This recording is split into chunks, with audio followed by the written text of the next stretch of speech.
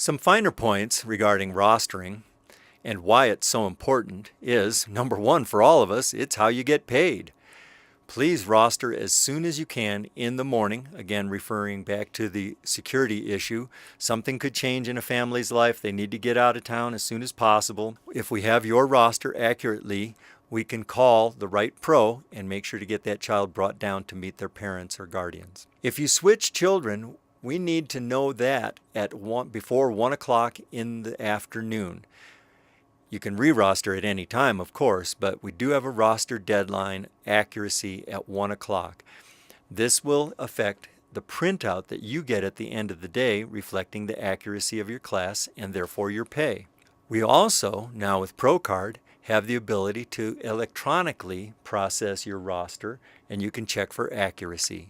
Please be sure that your roster is accurate before you leave the area so that if there are any inaccuracies, we can make those corrections and not ask our Pro Services team to stay too late in the afternoon.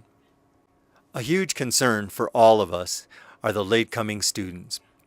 We are a guest service oriented company and not everybody can operate according to our time schedule. People from other cultures just don't understand.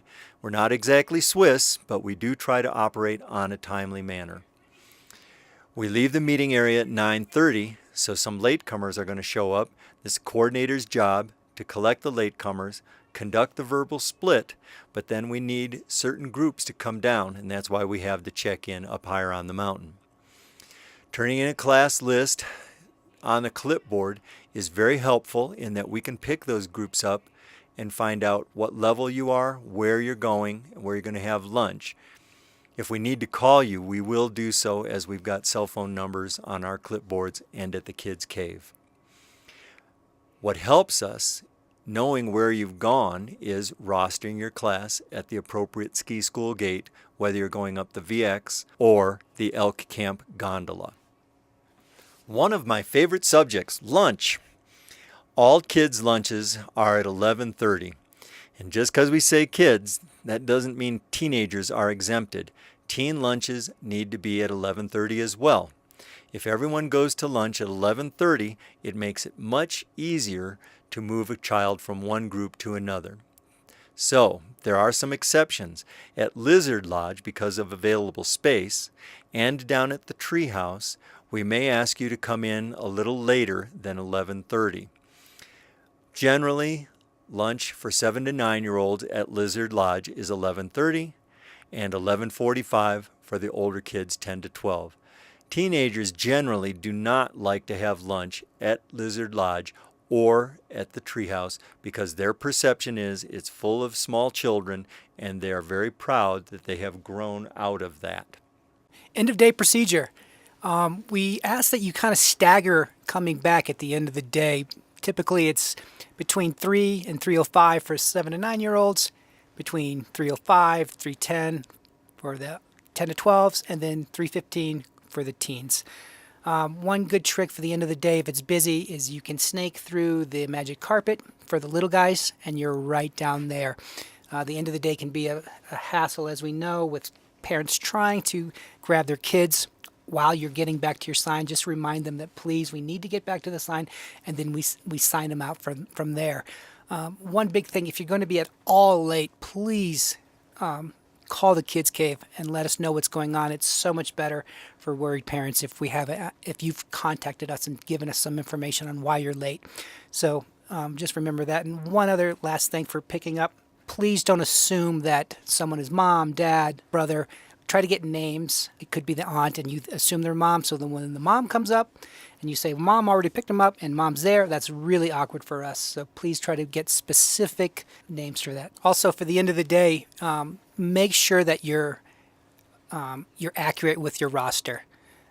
Pick up your sheet, check it against yours, and check for accuracy. Class average. Parents want to know sometimes, how big do the classes get? What's your class average? Just tell them that during busy times, our class averages can be in the double digits, and try not to get too specific because once that happens, we start to get nailed down to things. So please be very careful about giving out actual numbers when we're talking about class averages. Returns. A return is a student that skied with you during this trip. It's not someone that you recognize, say, from last winter or something like that. So just that we're all on the same page with returns. Guest requests. A guest request is our number one priority. We can't always accommodate that during a group lesson. So the best way to take care of that is to obviously book a private lesson. Teaching skis. Use skis that are 140 or smaller, except for Tall Tom. Pole usage. Basically level 5. It's not completely 100% written in stone. You know, some of those level 4s we could do it. But let's try to all be on the same page and do that level 5 thing. Beginner skis for students should fall right in this category here, between the shoulder and the armpit. All right, so now we're going to talk about some terrain park guidelines and etiquette. The terrain parks are a tool, a teaching area, and also, some pros sometimes think of them as a reward. We would prefer that you think of a terrain park as a tool or a learning opportunity, but not necessarily as a reward. Kids will always want you to take them in there because they want to go in there because their friends or their older siblings are in there, but they really need to have some skills before they go in there. And one of the things that we want to just iterate is that we don't want any groups going off the sides of the jumps. What it does is it creates more maintenance for the park crew. It can actually affect the feature, the in-run, and that approach. So we offer a lot of training in terms of freestyle. So look at the training website, see what is offered and what you can do, what you can sign up for. And PSA Rocky Mountain also offers a freestyle specialist track. So if you want more information and learn how to do freestyle appropriately, go ahead and check out those resources. All right, terrain park guidelines. So we've set up some guidelines to help you, the pro, figure out whether or not your group is ready to go into the terrain park. Obviously, on busier days, it might not be the best idea to go through there, even if the kids want to go in there. But what we say at Snowmass is at level 5, we want their skis to be matching in the fall line. This is if in case they go over a feature like a box or a jump, they're in a parallel relationship when they land or go over that box. So level 5 for low down. The mini pipe as well, level 5 in there. The little Makaha, or the Makaha Park has actually moved and gotten a little bit bigger, so we're saying level 7, so parallel skiing all the time. And then the half pipe, the big super pipe, half pipe 22 foot, is level 8 or higher.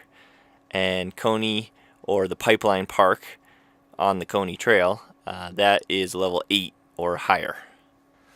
These guidelines are in conjunction with what we see the levels at Buttermilk. So for example, their little S3 park, we'd ideally like to have level 5, matching skis parallel in the fall line in that park, as well as level 7 up for Teaser, the super pipe, again level 8 plus, because those things are very big. And then the Crazy Terrain Park at Buttermilk, that's level 8 plus. And we just want everybody to, not necessarily going through and just doing scenic tours, they're in there. You can practice skills outside the terrain park and then bring them in. You can session a feature. Just make sure you're aware, and one of the most important things about taking kids in the terrain park is that they have to be able to follow your directions in case you need them to get out of the way or move quickly. They can do that.